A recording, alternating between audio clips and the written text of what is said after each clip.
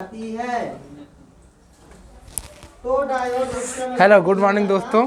तो this is my YouTube channel bake smile और आपका मेरे यूट्यूब चैनल बेक स्माइल में स्वागत है। जी हाँ दोस्तों, तो आज हम इंग्लिश का जेंडर पढ़ेंगे। क्या पढ़ेंगे दोस्तों? जेंडर पढ़ेंगे। ठीक है, जेंडर पढ़ेंगे। और जेंडर जो होता है अंग्रेजी में 4 होते हैं। कितने होते हैं? 4। How many genders are in English? Then what will be your answer? Your answer will be that the gender are 4 types in English. Okay, first is masculine gender.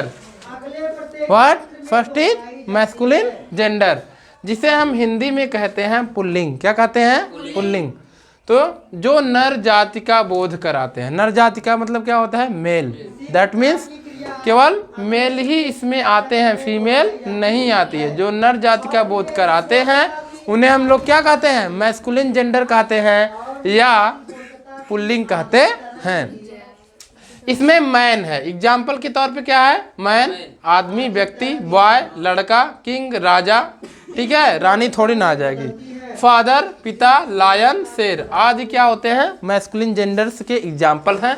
There are many examples of masculine gender that is the man, boy, king, father, lion etcetera. Okay, now the second gender is feminine gender. What gender? Feminine gender.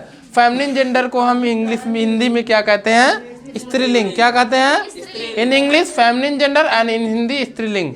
जो स्त्री जाति का बोध कराते हैं। स्त्री जाति का बोध कराने का मतलब दैट इज द फीमेल। ऐसा जेंडर जो फीमेल होती है। क्या होती है? फीमेल होती है। दैट मीन्स इसका एग्जाम्पल क्या हो जाएगा? वोमेन। वोमेन का मतलब क्या होता है? औरत। क्या होता है?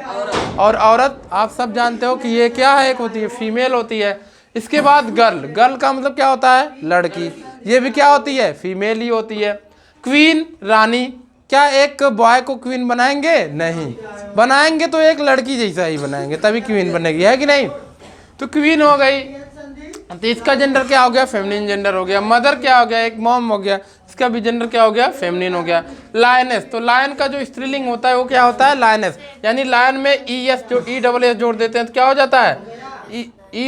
डबल एस जोड़ देते क्या हो जाता है? लायनेस हो जाता है। तो इसका मतलब क्या होता है? फेमिनिन जेंडर बन जाता है।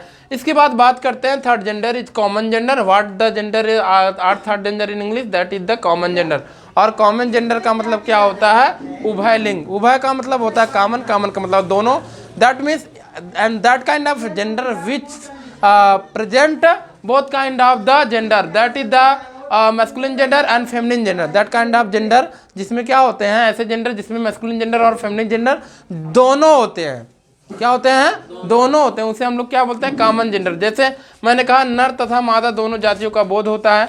इसमें प्रयुक्त होने वाला जो नाउन होता है वो क्या होता है? जैसे टीचर। टीचर के तौर पे मैंने क्या बोला कि टीचर जो एक मैं स्त्री को भी कह सकता हूँ, पुरुष को भी कह सकता हूँ। तो टीचर क्या हो गया? एक कौन सा जेंडर हो गया? टीचर जो हो गया आपका कॉमन जेंडर हो गया। कौन सा जेंडर हो गया? कॉमन जेंडर हो गया। इसके बाद आता है चाइल्ड। चाइल्ड का मतलब क्या होती है? एक बच्ची होती है। चाइल्ड क्या होती है? एक बच्ची होती है, यानी बच्चा भी होता है चाइल्ड, दोनों को हम कह सकते हैं। तो ये दोनों क्या हो गए? आपस में कॉमन जेंडर हो गए। दूसरा एग्जांपल है फ्रेंड। फ्रेंड का मतलब क्या होता है? मित्र। एक लड़की अगर लड़की से फ्रेंडशिप किए तभी वो अपने फ्रेंड को क्या बोलेगी?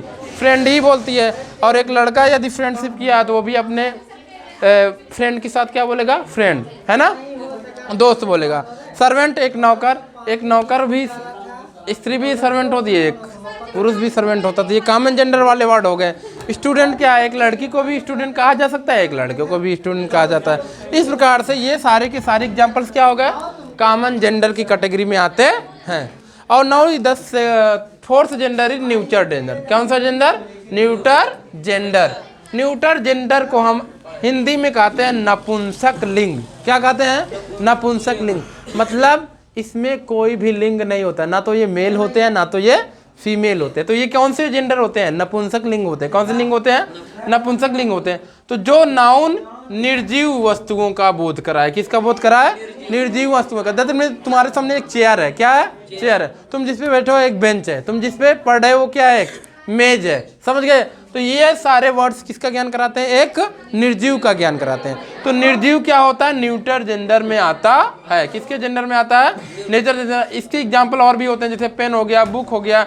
अगर ट्री की बात करें तो ट्री क्या होता है, एक निर्जीव होता है, नहीं, ट्री तो जीवित होता है ना, फिर भी हम लेकिन निर्जीव की कैटेगरी में इसलिए रखते हैं क्योंकि ट्री क्या करता है, बात तो करता नहीं है ना, इसकी बात तो होती नहीं है। तो ट्री को हम लोग क्या कर सकते हैं, किस कैटेगरी में रख देते हैं, न्यूटर जेंडर की कैटेगरी में ही रखा जाता है। चेयर क्या है आपका, न्यूटर जेंडर। ये सारे एग्जांपल्स हो गए। इसके बाद न्यूटर जेंडर में नाउन को एक वचन के रूप में यदि लिखा जाता है तो उसके आगे इट या इट्स का प्रयोग करते हैं। क्या करते हैं, यदि न्यूटर जेंडर को हम लोग क्या करते हैं, यदि न्यूटर जेंडर को हम नाउन के एक वचन के रूप में लिखेंगे तो उसके नाम के पहले या उसके सेंटेंस के पहले इट का प्रयोग किया जाएगा या इट्स का प्रयोग किया जाएगा। समझ गए। जैसे मैंने कहा it is a new pen, मैंने कहा it is a new pen, या एक नया कलम है।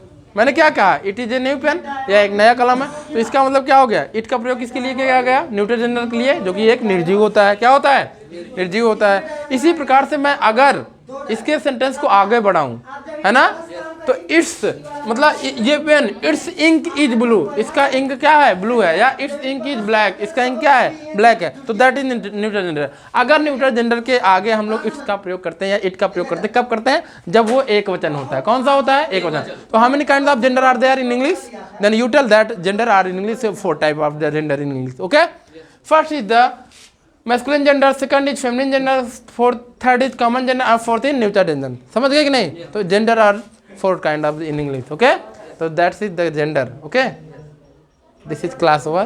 समझ में आया कि नहीं, yes, सब लोग बोलो समझ में आया कि नहीं, yes, sir. That's good. Okay, this is finish my video.